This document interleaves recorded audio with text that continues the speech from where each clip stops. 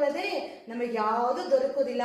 ದೇವರ ಪಾದದಲ್ಲಿ, ದೇವರ ಸಮ್ಮುಖದಲ್ಲಿ, ದೇವರ ಪ್ರಸನ್ನತೆಯಲ್ಲಿ ನಾವೇನ್ ಮಾಡ್ಬೇಕು?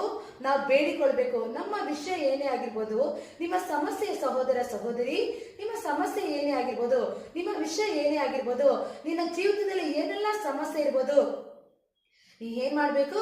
ದೇವರ ಸನ್ನಿಧಾನದಲ್ಲಿ ನೀನು ಬೇಡಿಕೊಳ್ಬೇಕು. ಯಾವಾಗ ನೀನು ಬೇಡಿಕೊಳ್ಳೋದಕ್ಕೆ ಪ್ರಾರಂಭ ಮಾಡ್ತೀಯೋ ಅಲ್ಲಿ ನಿನಗೆ ಎಲ್ಲವೂ ದೊರಕುತ್ತದೆ. ಹಲ್ಲೆಲೂಯಾ. ನೋಡಿ, ಏನೆಲ್ಲ ನೀನು ಬೇಡಿಕೊಳ್ತೀಯ, ಬೇಡಿಕೊಳ್ಳ್ರಿ, ನಿಮಗೆ ದೊರಕೋದು, ಹುಡುಕಿರಿ, ನಿಮಗೆ ಸಿಕ್ಕೋದು. ಅಂದ್ರೆ ಎಲ್ಲಿ ನಿನಗೆ ಅದ್ಭುತ ಇದೆ? ಈ ಲೋಕದ ಡಾಕ್ಟರ್ ಬಳಿಲೋ, ಈ ಲೋಕದ ಸಂಬಂಧಿಕರ ಬಳಿಲೋ, ಈ ಲೋಕದಲ್ಲಿರುವಂತಹ ಮಂತ್ರಿವಾದಿಗಳ ಬಳಿಯಲ್ಲೆಲ್ಲ ನಿನಗೆ ಅದ್ಭುತ ಇರೋದು. ನಿನ್ನ ಅದ್ಭುತ ಯೇಸುವನ್ನು ಯಾವಾಗ ನೀನು ಹುಡುಕೊಂಡು ಬರ್ತೀಯಾ ಅಲ್ಲಿ ನಿನಗೆ ಅದ್ಭುತ ಇದೆ.